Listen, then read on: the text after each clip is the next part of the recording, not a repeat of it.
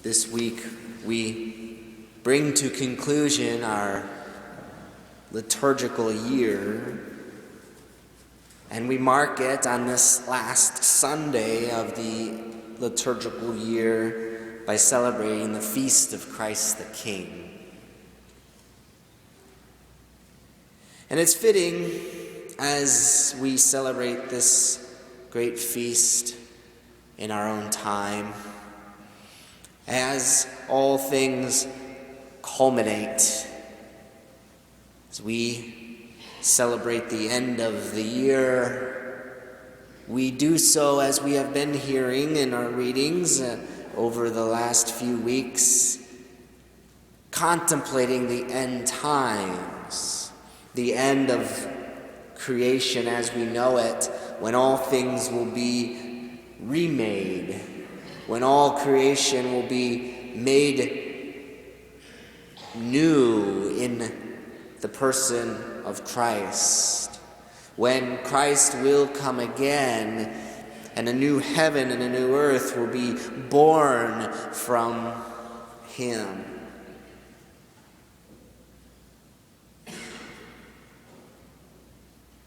And as we contemplate this mystery of the end times, which is greatly misunderstood or greatly feared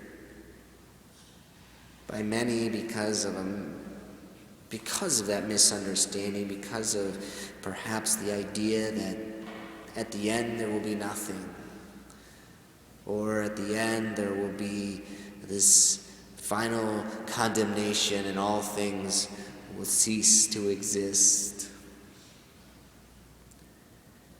The reality is, Christ is the loving heart of the Father, who does not come to destroy, but comes to save.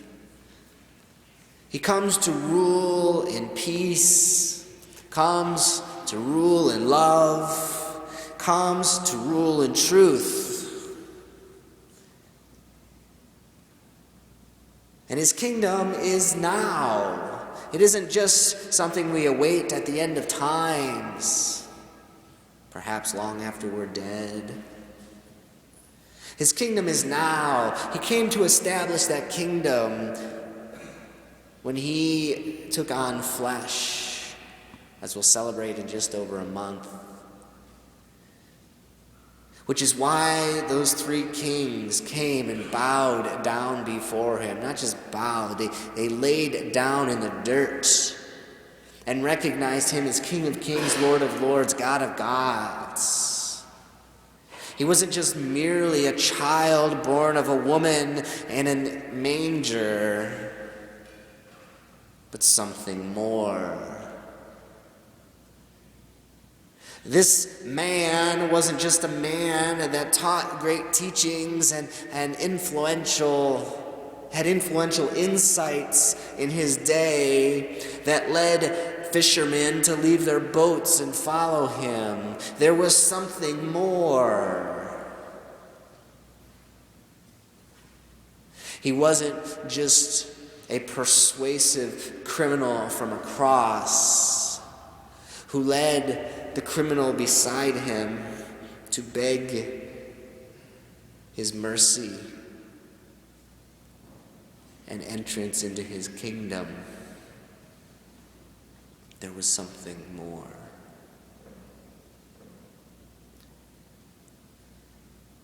Christ's kingdom is more than we can imagine, because it extends beyond this world. And our imaginations are often limited by what we encounter through our senses, by this world around us. But his kingdom can be grasped if we allow ourselves to delve into that great mystery of the infinite, the mystery of God. And how do we do that? Christ told us time and time again to enter into the heart of children. Children who have that seemingly innate ability to not be constrained by our world around us, to have that imagination to think about anything and everything all at once. In their grasp of all things, in that simplicity and that beauty of the child's mind, we get a glimpse of God's kingdom, a glimpse of who He is. And in that child's mind, as many parents would know, children can be quite stubborn. They can be quite set in their place. When they make up their mind, that's the way it is. And so it is with God's kingdom. There is no halfway. There is no middle ground. All God's kingdom, or it's not. We can't fall into this trap of our society that wants to lead us into saying we can love God with our heart, but only in our heart. We don't have to act like it. We don't have to expect others to do it. We'll just keep it closed off, quiet, silent, and not affect our daily lives, our relationships, the world in which we live. That it's what I believe, but it's okay if you believe whatever you believe. If we believe that God is God, it should transform everything that we do, we say, we think. And we should, in righteousness, be angered and offended when we see attacks against what we know to be true. We should never tolerate evil.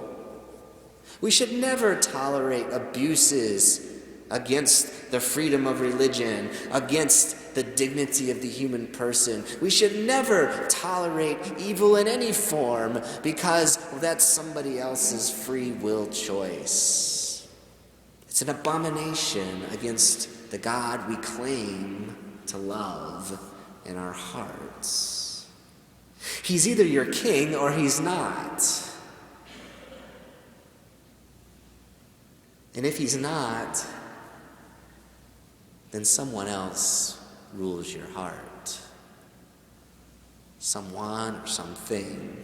This is the warning Christ levied as he was alive, and it's a warning that still echoes loud and true today.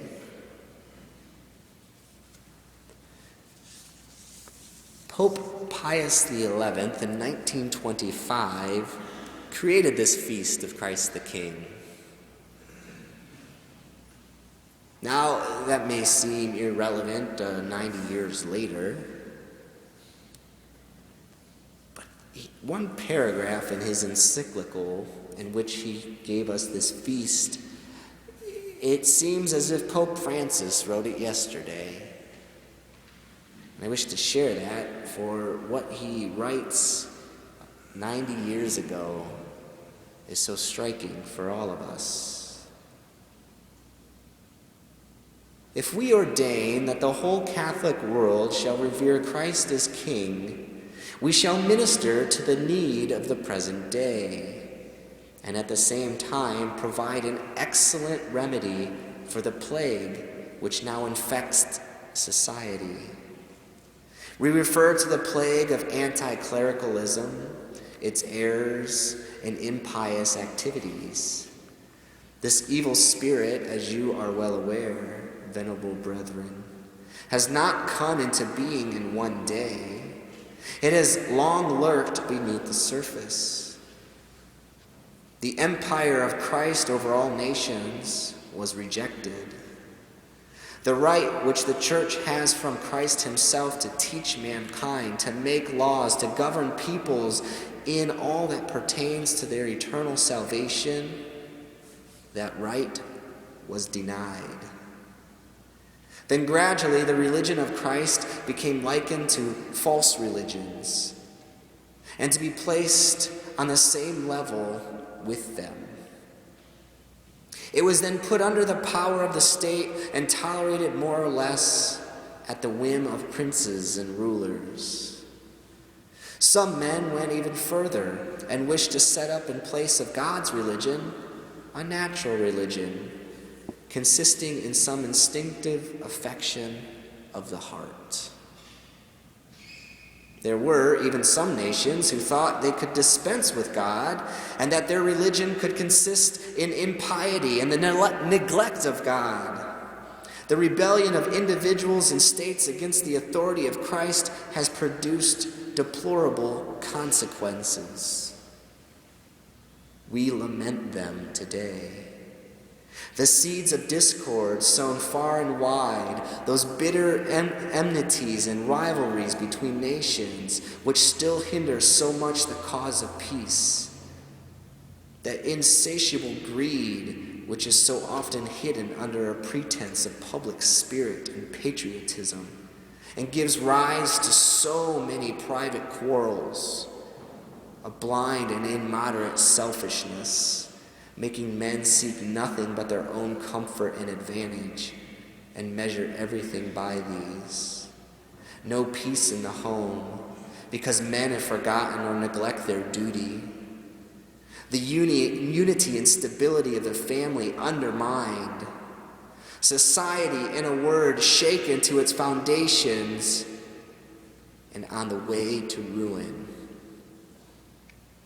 We firmly hope, however, that the feast of the kingship of Christ, which in future will be yearly observed, may hasten the return of the society to our loving Savior. It would be the duty of Catholics to do all they can to bring about this happy result. Many of these, however, have neither the station in society nor the authority which should belong to those who bear the torch of truth. The state of things may be attributed to a certain slowness and timidity in good people who are reluctant to engage in conflict or oppose but a weak resistance. Thus the enemies of the church become bolder in their attacks. But if the faithful were generally to understand that it behooves them to fight courageously under the banner of Christ the King, then fired with apostolic zeal, they would strive to win over their Lord those hearts that are bitter and estranged from Him, and would valiantly defend His rights. End quote.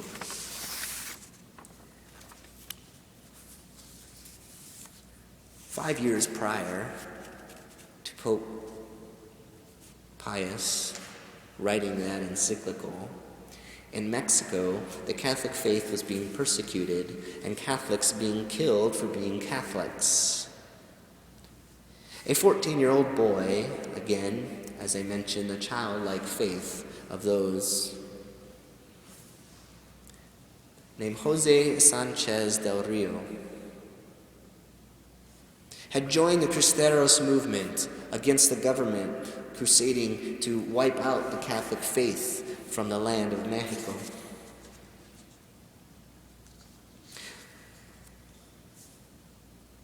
He wrote to his mother in the midst of this battle, "I am resigned to the will of God. I will die happy because I die beside our Lord. Do not afflict yourself, mother, because of my death, since to die for God gives me joy."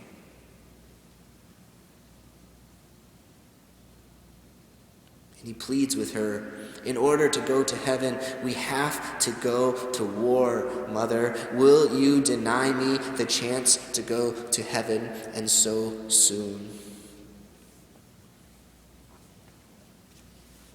Within 4 days of writing his letter, he was arrested and beaten.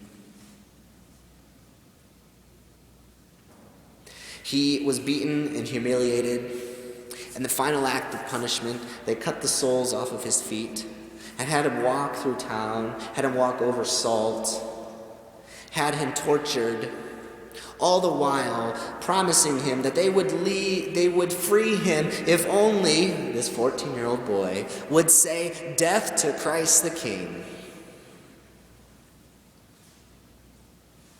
Standing over his grave, he yelled out, "Viva Cristo Rey!" Long live Christ the King. To which he was shot and killed.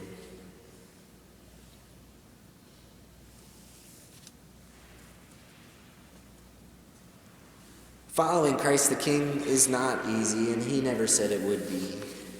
But it is something we must do. Pope Pius has given us this feast to call our minds to the greatness of his glory, but also the necessity of it all the more in our own society, for our faith is under attack, not by any person, but by evil in general.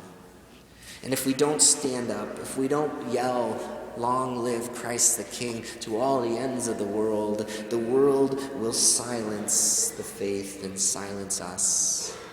And when Christ does come again and all things are made new in him, there will be little left.